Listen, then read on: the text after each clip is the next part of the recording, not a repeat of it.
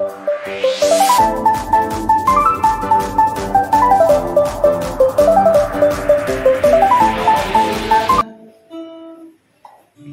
yang penuh kasih,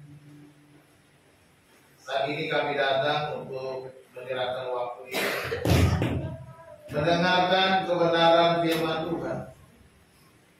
Kami serahkan hati kami, diri kami sepenuhnya. Luruskan kami, ampuni segala pelanggaran kami, layakkan kami Tuhan, untuk mendengarkan kebenaran firman. Ya Tuhan, terani hati kami, biarlah kami boleh mengerti setiap peristiwa, setiap pergumulan yang kami hadapi. Saat kami menyerah mengangkat kami, Tuhan akan turun. Terima kasih Tuhan, berbicaralah kepada kami siap mendengarkan firman. Di dalam nama Yesus Kristus kami berdoa, haleluya, amin. Silakan duduk. Salam. Salam. Salam. Puji nama Tuhan. Saudara dikasih Tuhan, hari ini judul khotbah saya semua untuk kebaikan. Operatornya tolong dibantu ya, tidak ada pointernya. Pointernya di mana? Kita akan sama-sama membaca Alkitab kita dari kitab Roma pasal 8, 28. Ayat yang sudah kita kenal. Kita akan baca bersama-sama ya. Roma 8 ayat 28. Kita baca 2, 3. Kita tahu sekarang bahwa Allah turut bekerja dalam segala sesuatu untuk mendatangkan kebaikan bagi mereka yang mengasihi Dia, yaitu bagi mereka yang terpanggil sesuai dengan rencana Allah. Amin. Firman Tuhan dengan tegas jelas kata, kita tahu sekarang. Artinya tidak ada lagi seharusnya orang percaya yang tidak mengerti atau tidak tahu atas segala hal yang dialami dalam hidupnya, bahwa Allah turut bekerja dalam segala sesuatu untuk mendatangkan kebaikan bagi mereka yang mengasihi Allah, yaitu bagi mereka yang terpanggil sesuai dengan rencana Allah. Katakan amin. Bapak Ibu Saudara dikasih Tuhan, kitab Roma pasal 8 ini, tolong gimana? Berbicara tentang hidup di dalam roh. Kalau kita baca pasal 8 ayat 1 sampai selesai, ini berbicara tentang bagaimana kita hidup di dalam roh, bagaimana kita hidup menang atas kuasa dosa dan pengharapan di tengah-tengah penderitaan. Dan ayat 28 menjadi jaminan bahwa Allah memegang kendali atas hidup kita sebagai orang percaya. Allah memegang kendali hidup setiap orang percaya yang terpanggil sesuai dengan rencana Allah. Ada seorang pembuat kue, ya, kalau kita cerita soal pembuat kue, dia tentu punya tepung, telur, gula. Tapi kalau tepung, telur, gula ini sendiri tidak akan menjadi sebuah kue, ya, tidak akan menjadi kue yang enak kalau tetap menjadi tepung, telur, dan gula. Tetapi kalau dicampur kemudian diolah sedemikian rupa, dipanggang dan menghasilkan kue yang lezat. Ini menggambarkan bahwa Allah juga di dalam kehidupan kita mencampur segala pengalaman kita untuk menghasilkan sesuatu yang indah di dalam hidup kita. Jadi kita harus menyadari bahwa kita memang melewati masa-masa di dalam kehidupan kita di mana Allah mengizinkan segala sesuatu terjadi dalam hidup kita untuk menghasilkan sesuatu yang terbaik bagi kita. Amin. Oleh sebab itu kita harus tetap beriman kepada Tuhan, tetap percaya Allah menggunakan setiap situasi itu, apakah itu baik atau buruk, untuk kebaikan umatnya sesuai dengan rencana. Kuncinya adalah tetap beriman. Percayalah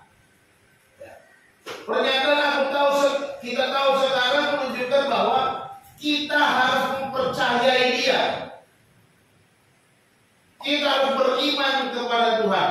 Ada 3 hal yang kita mau lihat sini. Yang pertama, kita percaya bahwa Allah itu berdaulat. Allah berdaulat atas hidup semua orang. Allah berdaulat atas hidup kita sebagai orang yang percaya. Allah berdaulat atas kita yang sudah ditebusnya menjadi anak-anaknya. Di mana kita tahu sekarang bahwa Allah turut bekerja dalam segala sesuatu. Dikatakan di dalam segala sesuatu artinya Allah berdaulat atas semua peristiwa kehidupan kita, berdaulat atas semua pengalaman hidup kita. Makanya Allah turut bekerja dalam segala sesuatu. Menarik di sini dikatakan bahwa Allah turut bekerja karena menunjukkan bahwa Allah kita tidak pernah berdiam diri. Allah bekerja dalam hidup kita. Segala sesuatu mencakup hal-hal yang baik, hal-hal yang buruk, sukacita, dukacita, penderitaan, keberhasilan, dan juga kegagalan. Allah turut bekerja di dalam segala sesuatu. Mungkin kita melihat kegagalan, Pak, bagi Allah turut bekerja di sana, ya. Tuhan mengizinkan, bukan Tuhan membuat kegagalan. Tapi Tuhan mengizinkan kita gagal dalam satu hal untuk rencana yang lebih baik di masa depan. Itu yang dimaksudkan. Tuhan mengizinkan kita mengalami penderitaan untuk sesuatu yang lebih baik ke depan. Artinya Tuhan turut bekerja bagaimana kita dirancang sedemikian rupa untuk bisa menikmati kebaikan-kebaikan. Allah tidak menyebabkan dosa. Ya. Allah tidak menyebabkan dosa atau kejahatan. Allah tidak merencanakan kejahatan kepada kita, tetapi Ia berkuasa menggunakannya demi tujuannya. Yudas karena kerakusannya akan uang, izinkan Tuhan untuk menjual Yesus dengan 30 keping perak. Untuk tujuan apa? Supaya Yesus mati dan menyatakan kemuliaan Tuhan ketika bangkit dari kematian. Dan kita semua mendapatkan penebusan, kita semua mengalami kemenangan. Jadi ada kebaikan di balik semua kejahatan di dalamnya. Kadang-kadang kita mungkin berpikir, mengapa Tuhan mengizinkan hal-hal yang buruk terjadi dalam hidup saya? Mengapa Tuhan mengizinkan hal-hal yang tidak saya sukai terjadi dalam hidup saya? Inilah yang dikatakan bahwa Allah Dia berdaulat, mengizinkan memakai semua yang terjadi itu untuk mendatangkan kebaikan. Dia berdaulat karena Dia punya rancangan. Kedaulatannya menjamin bahwa tidak ada yang sia-sia di dalam hidup kita. Ya. Tidak ada di antara kita yang kita alami, semua yang kita alami itu menjadi sia-sia. Kemarin saya melayani teman saya yang boleh dikatakan sangat tertekan, depresi, stres.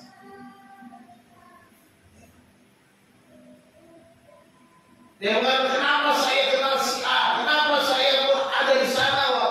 Kalau saya nggak kenal ini, saya nggak buat begini, katanya. Dia bilang begitu. Lalu saya katakan, kamu harus bersyukur.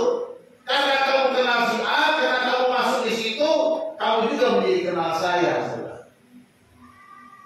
Sekalipun waktu dia merasa ini kesalahan karena saya ikut-ikutan sama si A ini. Saya bilang, kalau kamu nggak ke sana, saya juga nggak ke sana. Tuhan mengizinkan itu dan Tuhan mempertemukan kita sehingga kita bisa saling menguatkan. Jadi saudara dikasih Tuhan, tidak ada sesuatu yang sia-sia dalam hidup kita. Apapun yang kita alami, apapun yang kita hadapi, tidak ada yang sia-sia. Sekalipun itu merupakan hal yang paling sulit bagi kita.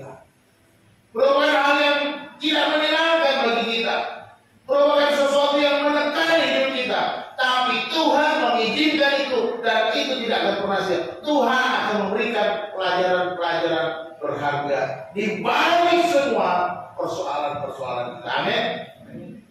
Apapun. Kalau saudara melihat sulaman, gambar sulaman, ya. Kalau kita lihat gambar sulaman, gambarnya bagus, ya kan? Tapi kalau lihat belakangnya, berantakan. Benar nggak? Gambar sulaman pernah lihat, atau kalau bilang gambar Kristik, ya. Gambar Yesus, gambar perjamuan, gambar bunga, gambar apa saja. Dibuat Kristik itu indah sekali. Kita lihat gambarnya. Tetapi di balik keindahan itu ada benang-benang yang semeraut. Tidak ada keindahan. Inilah kehidupan kita. Digambarkan seperti itu. Terlihat indah, tetapi setelah kita mengalami berbagai macam persoalan di belakang kita. Dan Tuhan pakai itu untuk merajut kehidupan kita supaya lebih indah, untuk membuat hidup kita menjadi lebih baik. Dia mengizinkan segala sesuatu terjadi, melewati masa-masa sulit, melewati masa-masa yang kita tidak suka, masa-masa duka, masa-masa sakit, masa-masa penderitaan, tetapi Tuhan merajutnya untuk keindahan hidup kita. Amin. Inilah yang kita. Jadi tidak ada yang sia-sia. Tuhan bisa pakai segala sesuatunya untuk kemuliaannya. Allah bekerja dengan caranya sendiri. Ya. Allah bekerja dengan caranya sendiri, bukan cara kita. Jangan terlalu cepat. Allah sedang menolong hidup kita menjadi karya yang sempurna. Ya. Contoh Kejadian 50 ayat 20.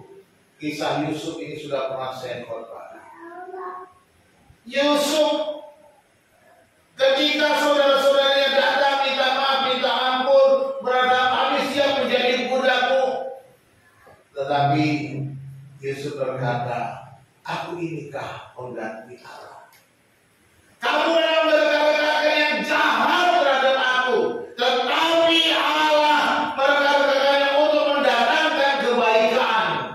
Ya, bagaimana Yusuf melihat peristiwa dirinya yang menyakitkan, peristiwa penolakan dari keluarganya, tetapi dia melihat itu rancangan Allah mendatangkan kebaikan untuk memelihara suatu bangsa yang besar. Kata itu. Jadi jangan pernah marah kepada Tuhan. Jangan pernah kecewa kepada Tuhan hanya karena peristiwa sesaat. Jangan pernah kita ngambek sama Tuhan oleh karena kepahitan yang kita alami. Kedewasaan kita secara rohani akan nampak ketika persoalan demi persoalan, ketika singgungan satu dengan yang lain, ketika kita menghadapi berbagai macam penderitaan, di sana akan nampak bagaimana seharusnya kita orang yang percaya. Maka kita percaya bahwa Allah berdaulat. Percayalah Allah berdaulat penuh atas semua kehidupan kita. Amin. Tidak dibiarkannya kita berjalan sendirian. Tidak dibiarkannya kita menghadapi persoalan itu sendirian. Kita harus memegang teguh firman Tuhan, janji-janji Tuhan. Seperti renungan 3 hari ini, Mazmur 23.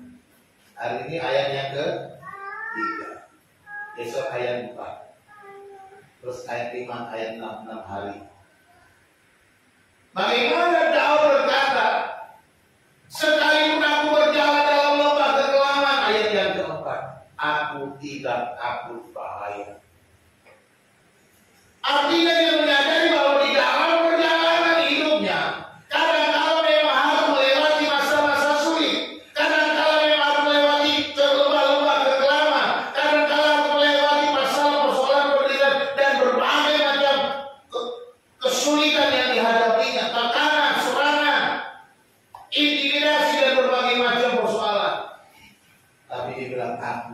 tidak takut bahaya. Kenapa? Karena hidup ada dalam tangan Tuhan, hidupku ada dalam kedaulatan Tuhan. Tuhan bisa saja membiarkan saya melewati, menghadapi musuh-musuh, menghadapi tekanan, menghadapi persoalan, kebencian dan lain sebagainya. Tapi aku tidak takut. Aku tidak takut. Seharusnya inilah tanda kita orang percaya. Kita tidak takut tentang apapun yang kita alami. Kita tidak takut persoalan yang sedang kita hadapi. Kita tidak takut. Walaupun kita berada di dalam lembah. Allah berdaulat penuh. Kita percaya bahwa Allah berdaulat penuh atas semua kehidupan kita. Yang kedua, kita belajar dari firman Tuhan bahwa kita percaya bahwa Allah punya tujuan. Allah punya tujuan. Apapun yang kita alami, Allah punya tujuan. Untuk, ada kata untuk, ya kan? Ini menunjukkan tujuan. Allah bekerja dalam segala sesuatu untuk mendatangkan kebaikan bagi mereka yang mengasihi Dia. Menarik. Di sini Rasul Paulus langsung menegaskan bahwa semua yang segala sesuatu itu untuk mendatangkan kebaikan, tidak ada yang lain. Tujuan Tuhan mendatangkan kebaikan. Tujuan Tuhan mendatangkan kebaikan. Ini yang harus kita tekankan dalam hati. Ketika kita sakit, Tuhan mau mendatangkan kebaikan. Ketika kita mengalami keterpurukan, Tuhan mau mendatangkan kebaikan. Kita harus percaya Allah punya tujuan. Tujuannya pasti baik. Allah punya tujuan pasti baik. Tidak ada tujuan Allah untuk mencelakakan kita. Tidak ada tujuan Allah untuk menjatuhkan kita. Tidak ada tujuan Allah untuk membuang kita. Ketika kita mengalami kesulitan sendirian, jangan berkata, Tuhan meninggalkan saya. Tidak. Dia berkata, aku sekali-kali tidak akan meninggalkan engkau. Aku sekali-kali tidak akan membiarkan engkau. Kata kebaikan di dalam ayat ini bukan berarti selalu kenyamanan duniawi. Ingat baik-baik. Kita selalu berpikir hal-hal yang duniawi. Tetapi kebaikan itu adalah keselarasan dengan rencana Allah, yaitu membentuk kita serupa dengan Kristus. Allah mengizinkan semuanya supaya kita semakin serupa dengan Yesus. Bagaimana Kristus sendiri mengalami penderitaan, dia merendahkan diri, dia taat, dia setia melakukan panggilannya. Jadi ini yang dikatakan mendatangkan kebaikan, bukan hanya sekedar kenyamanan kita. Sekalipun itu juga Tuhan akan berikan kepada kita. Tetapi yang paling penting adalah bagaimana supaya setiap orang percaya menjadi serupa seperti Kristus. Ayat 29. Coba satu orang baca ayat 29. Roma 8 dan 29. Silakan, ini kan ayatnya bersambung. Ayo silakan berdiri yang keras suaranya. Roma 8 ayat 29. Sebab semua orang yang dipilihnya dari semula, mereka juga ditentukannya dari semula untuk menjadi serupa dengan gambar anaknya, supaya ia, anaknya itu, menjadi sulung di antara banyak saudara. Amin. Semua yang dipilihnya, ya kan?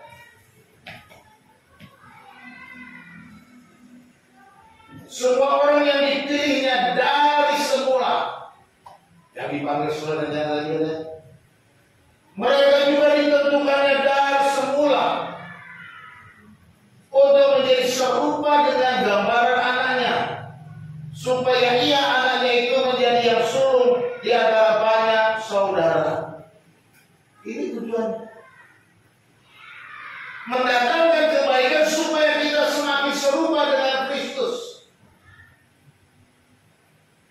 di dalam kehidupan kita. Kebaikan ini akan mendatangkan perubahan rohani, pertumbuhan karakter, dan juga bagaimana kita berdampak bagi orang lain. Ini yang namanya menjadi serupa dengan Kristus. Bagaimana supaya kita menjadi berkat? Bagaimana supaya kita menjadi saksi yang hidup sebagai seorang percaya? Bagaimana mengalami pertolongan Tuhan? Bagaimana mengalami berkat Tuhan? Bagaimana Tuhan campur tangan di dalam keterpurukan persoalan-persoalan yang kita hadapi dan kita menjadi berkat. Jadi ada pertumbuhan rohani.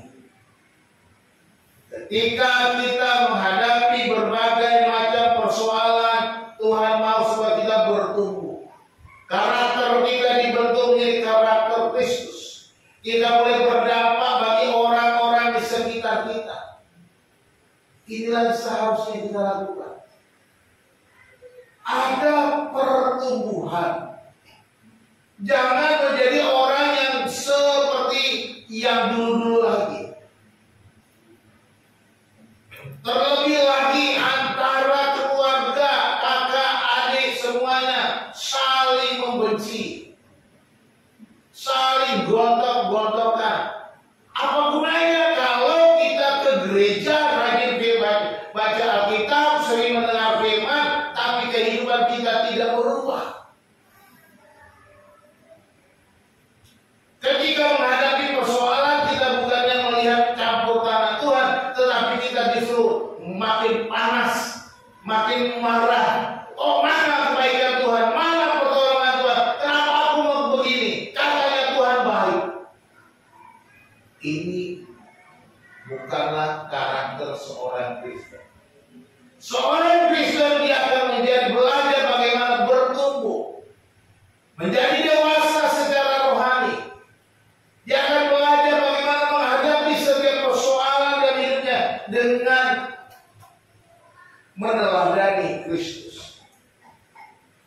Allah mendatangkan kebaikan.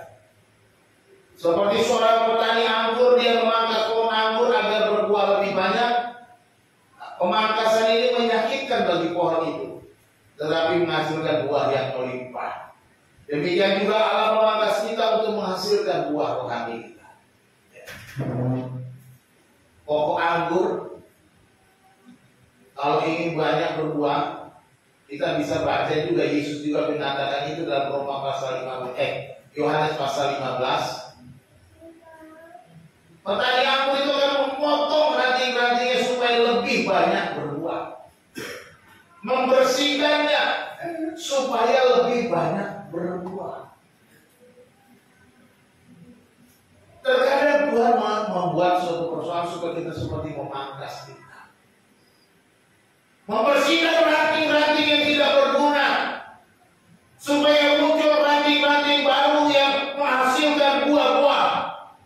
Inilah Tuhan kerjakan dalam hidup kita. Jadi bukan tanpa tujuan seorang petani memangkasi, menggunduli pokok anggurnya. Justru dibalik masalah bagi pohon itu, dipotong, dipangkas, dikurangi daunnya, rantingnya, justru pokok itu akan menghasilkan buah-buah yang lebat.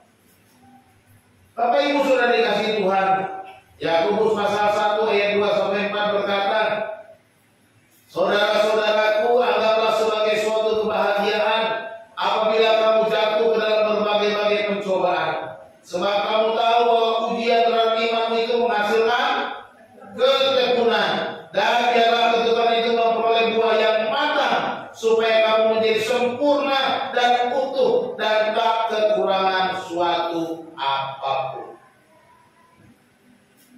Kalau kau jatuh dalam percobaan, dalam berbahagialah, supaya kau semakin tekun, supaya kau semakin berbuah, buah itu matang dan kau menjadi sempurna dan utuh. Digambarkan seperti ini. Jadi jangan pernah mengeluh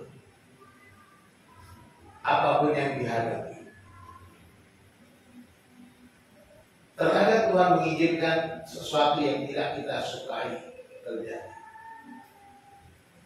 untuk membentuk kita, supaya kita semakin kuat, supaya kita semakin sempurna, dan supaya kita mempermuliakan nama Tuhan.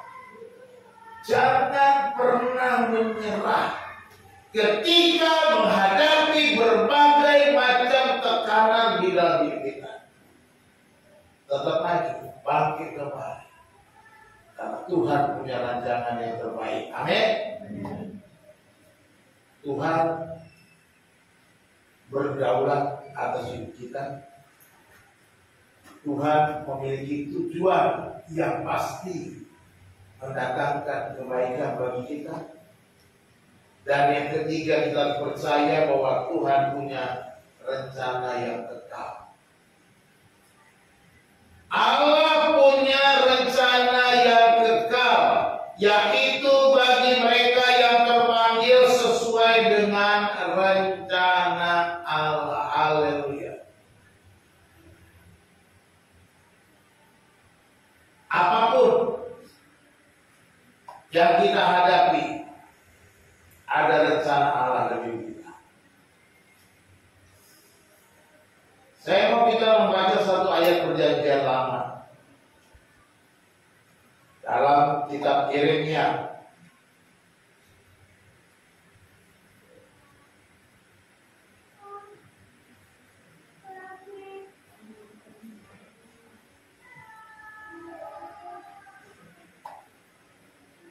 Mari, Yeremia 29 kali.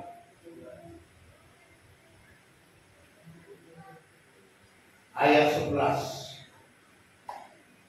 Yeremia 29 ayat 11.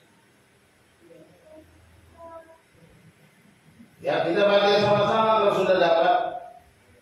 Yeremia 29 ayat 11, kita baca sama-sama. 2, 3. Sebab aku ini mengetahui rancangan-rancangan apa yang ada padaku mengenai kamu. Demikianlah firman Tuhan, yaitu rancangan dan bukan rancangan kecelakaan, untuk memberikan kepadamu hari depan yang penuh harapan. Tuhan berbicara kepada bangsa Israel yang berada di dalam tekanan, pembuangan. Melalui nabinya, dia katakan, aku ini tahu rancangan-rancangan apa yang ada padaku mengenai kamu.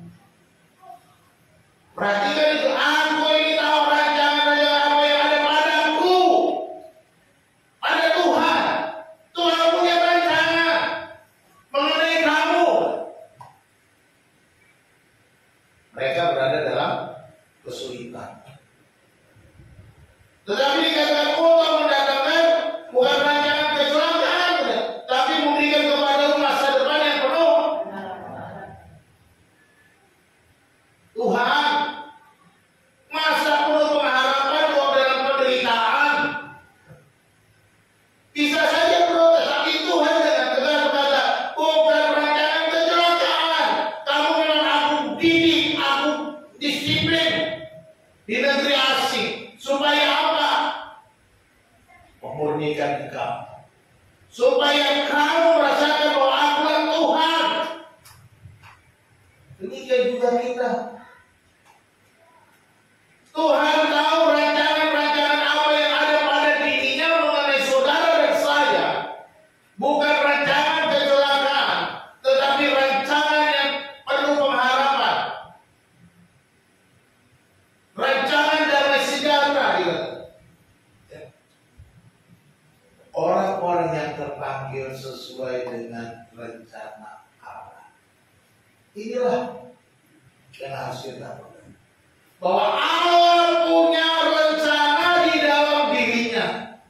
Ketika dia memilih engkau, ketika dia menjadikan engkau anaknya, ketika dia menerima engkau sebagai anaknya, sebagai umatnya, menerima kita apa adanya, dia sudah punya rancangan yang kekal. Dia punya rancangan yang kekal.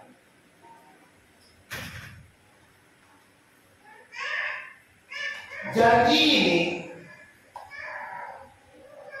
bahwa Tuhan memanggil kita sesuai dengan rencana Allah yang kekal. Panggilan ini mencakup keselamatan, hidup kudus, pelayanan bagi kemuliaan Tuhan. Allah telah merancang hidup kita dengan tujuan yang mulia.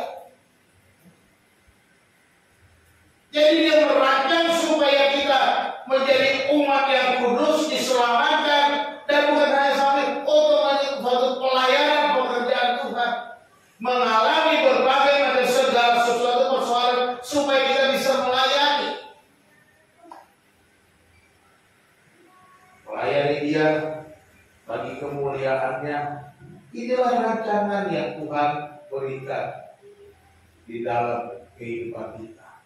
Rancangan yang tidak pernah gagal. Tidak ada rencana Allah yang gagal. Amin.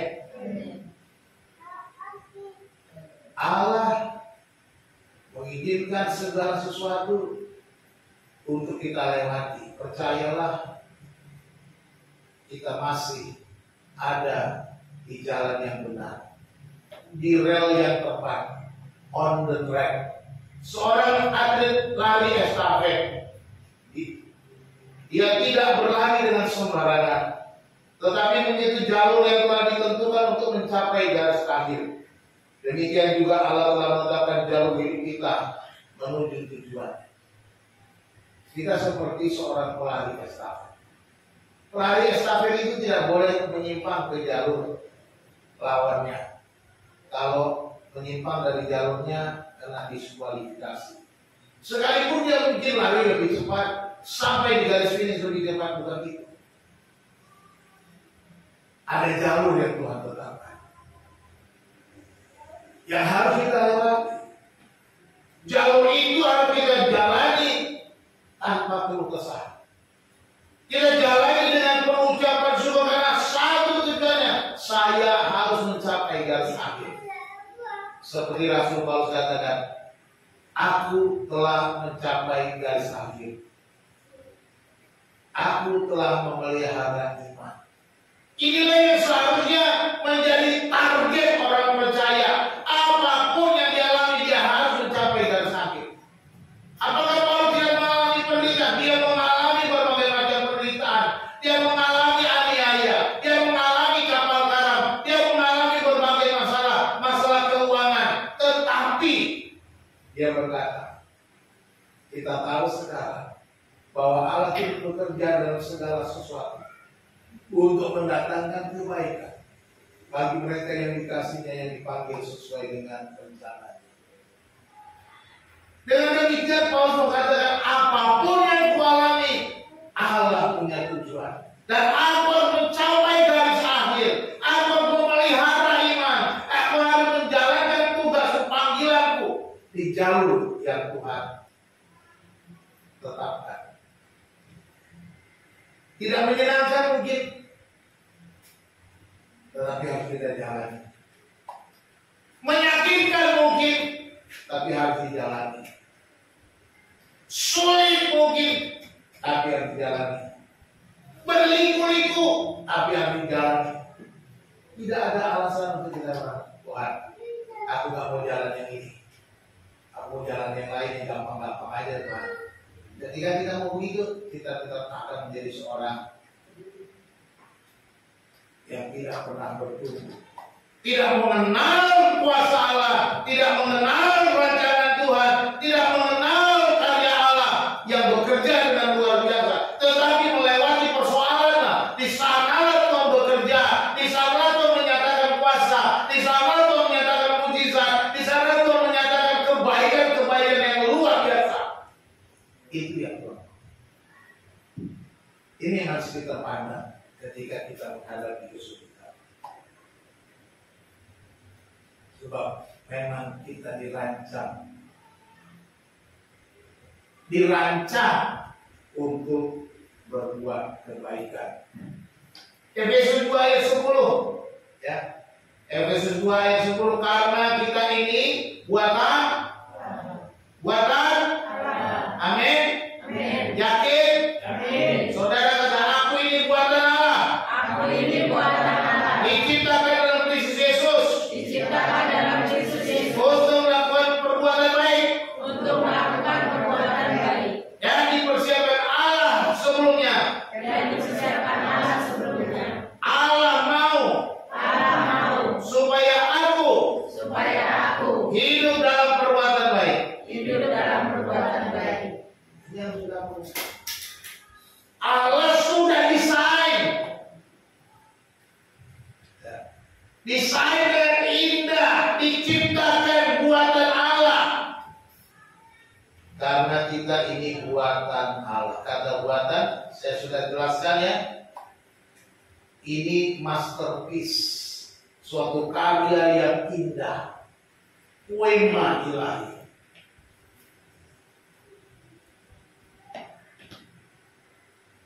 Kalau Allah yang buat, adakah kesalahan? Tidak mungkin. Kalau produsen mobil merancang sebuah mobil bagus, tapi saya pernah membaca beritanya, jenis mobil ini tolong kembali ke pabrik karena ada kesalahan pembuatan. Ya. Ada pembuatan yang salah, harus balik ke pabrik, ditarik ulang, harus ada perbaikan. Itu buatan manusia. Tetapi saya percaya karena kita ini buatan Allah, apapun yang kita hadapi, apapun yang kita alami, semua itu dirancang Allah untuk melakukan pekerjaan baik. Dan tidak ada yang keliru, tidak ada yang salah. Allah punya rencana untuk kita menjadi pembawa kebaikan di tengah-tengah dunia ini. Allah punya rencana supaya kita berbuat baik. Ini sudah didesain sedemikian rupa. Pak, aku nggak bisa. Bagaimana saya mau baik? Dia aja sama saya, nyakitin terus. Bagaimana saya mau baik sama dia? Dia aja membuat saya kesel. Bagaimana saya mau baik sama dia? Dia aja selalu membuat saya marah. Coba selidiki lagi. Apakah Anda sudah dirancang oleh Tuhan? Atau saudara merancang diri saudara sendiri? Atau saudara mau mengikuti kedagingan saudara? Orang yang diselamatkan, ayat 89, bahwa kita sudah diselamatkan oleh kasih karunia oleh Dia. Ayat 10 nyatakan supaya kita berbuat baik. Jadi jelas sekali, keselamatan yang dianugerahkan kepada kita membentuk kita menjadi manusia baru yang sudah dirancang, sudah didesain untuk perbuatan baik. Jangan pernah putus asa, jangan pernah mengeluh apapun yang dihadapi, apapun yang kita alami. Sekalipun kita merasa kecewa, sakit hati, datanglah kepada Tuhan. Peganglah firman-Nya supaya kita tetap kuat. Ayat 42 ayat 2 katakan, aku tahu bahwa engkau sanggup melakukan segala sesuatu. Daud berkata, aku tahu bahwa engkau sanggup melakukan segala sesuatu. Paulus berkata, kita tahu sekarang bahwa Allah turut bekerja dalam segala sesuatu. Tuhan sanggup melakukan segala sesuatu. Dia berkuasa berdaulat penuh. Dia punya tujuan. Dia punya rencana. Dia sanggup melakukan apa saja sesuai kehendak. dan tidak ada rencanamu yang gagal. Kata Ayub. Tidak ada rencana Allah yang gagal sekalipun Ayub harus kehilangan hartanya. Ayub kehilangan anak-anaknya. Ayub dicemooh oleh banyak orang. Bahkan cemooh istrinya. Tapi dia tetap beriman. Tidak ada rencanamu yang gagal, kata Ayub. Dia tahu apapun yang dialaminya terserah Tuhan. Ini bukan kegagalan. Kalau aku menderita bukan karena kegagalan Tuhan. Kalau aku mengalami kesulitan bukan karena kegagalan Tuhan. Jadi mari kita menyadari itu. Apapun yang kita alami Tuhan tak pernah gagal. Amin. Dia tak pernah gagal karena dia Allah. Amin. Haleluya. Dia tak pernah lalai. Dia jamin firman-Nya. Kita percaya betul. Ayub yang saleh itu mengalami penderitaan yang luar biasa. Dia tetap percaya bahwa Allah berdaulat. Allah punya tujuan atas hidupnya. Allah punya rencana, dan rencana itu tak mungkin gagal. Kalau kita baru sepersepuluh atau kalau ada yang setengah penderitaan Ayub, masakan kita mengeluh. Serahkan semuanya kepada. Kesimpulan Roma 8 ayat 28 ini adalah jangkar pengharapan kita. Pegang teguh. Ya. Pegang teguh Roma 8 28. Hafal, ingat di mana saudara berada. Ketika saudara mengalami keterpurukan, ketika mengalami kesulitan, pegang Roma 8 28. Ayat 42 ayat 2. Apapun yang kita hadapi, Allah sedang bekerja untuk mendatangkan kebaikan sesuai dengan rencananya. Keyakinan ini memberi kita damai dan kekuatan untuk terus berjalan di dalam hidup kita. Kita harus pegang firman Tuhan. Jangan lupakan firman Tuhan. Hidup dan alami firman Tuhan. Justru di tengah-tengah kesulitanlah kita melihat kuasa Tuhan bekerja. Semua untuk kebaikan. Ada 3 poin. Yang pertama, kita percaya bahwa Allah itu berdaulat. Jangan menyerah saat menghadapi kesulitan karena Allah sedang bekerja di balik layar. Ya. Sekalipun hadapi kesulitan, ingatlah bahwa Allah turut bekerja. Kalau kita Ulangan 32 itu bilang, laksana Raja Wali yang menggoyang bangkitkan isi sarangnya. Lalu dia terbang di atas anak-anaknya, menampung anak-anaknya di atas kepaknya. Ketika anaknya itu belajar terbang, diizinkannya, ya, burung elang aja tahu mengajarkan supaya anaknya bisa terbang dengan cara menjatuhkannya keluar sarang. Disengaja itu burung elang. Tapi tidak dibiarkan, dia tetap mengawasi.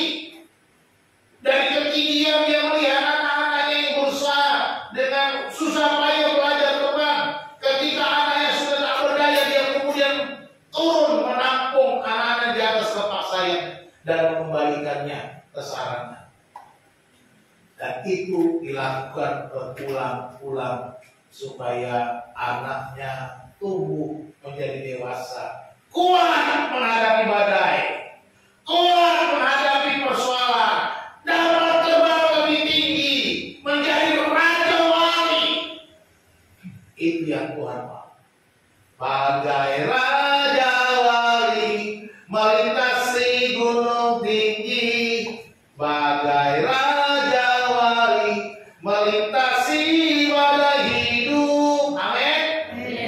yang harus kita ingat. Tuhan sedang mengajar kita. Di sana Tuhan tidak pernah tinggal diam. Dia selalu mengawasi, dia bekerja di balik layar. Mengizinkan orang-orang menyakiti hati kita, mengizinkan orang-orang membuat kita tertekan, mengizinkan sakit penyakit datang, mengizinkan penderitaan, tapi dia tidak membiarkan.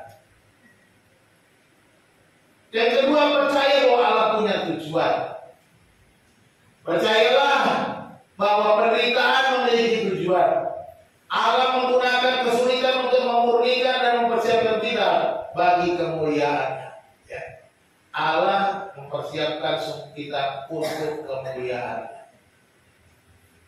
untuk memuliakan Tuhan, meninggikan nama Tuhan supaya kita semakin dewasa. Yang ketiga, percaya bahwa Allah punya rencana yang kekal. Kita harus mempercayai bahwa Allah meskipun tidak memahami jalannya, keyakinan ini memberi kekuatan untuk kita bertahan. Ya. Kita harus percaya bahwa Allah punya rencana yang indah. Jalannya kita tidak kenal. Jalannya tak terselami, amin, oleh setiap hati kami. Namun satu hal ku percaya, ada apa? Ada rancangan yang indah, haleluya. Kita tidak bisa menyelami jalannya Tuhan. Kita kadang-kadang mengapa Tuhan aku melewati jalan yang seperti ini. Tapi ada rancangan Tuhan yang kita. Keyakinan ini akan membuat kita terus bertahan, terus berjalan. Roma 8:28. Kita tahu sekarang bahwa Allah turut bekerja untuk mendatangkan kebaikan.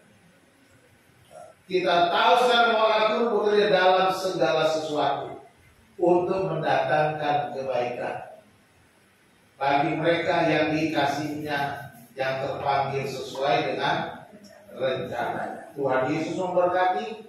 Kita berdoa. Bapa, terima kasih untuk firman Tuhan yang sudah kami baca, kami renungkan, kami dengarkan. Kami mau pegang firman-Mu bahwa hidup kami ada dalam rancangan-Mu. Hidup kami adalah dalam pengawasan-Mu, dalam kendali-Mu Tuhan. Tidak ada sesuatu pun yang terlewati bagi-Mu ya Tuhan. Apapun peristiwa yang kami alami tiap-tiap hari. Ketika kami menghadapi kesulitan, dan ketika kami menghadapi penderitaan, sakit, penyakit, berbagai macam persoalan, Tuhan ada di sana. Tuhan sedang bekerja merancangkan kebaikan bagi kami. Tambahkanlah iman kami ya Tuhan, supaya kami tetap kuat, bertahan, dan kami boleh bertumbuh memuliakan nama-Mu. Terima kasih Tuhan, terima kasih untuk firman Tuhan. Biarlah nama-Mu dipuji, dipermuliakan. Di dalam nama Tuhan Yesus Kristus kami ucap syukur dan berdoa. Haleluya. Amin.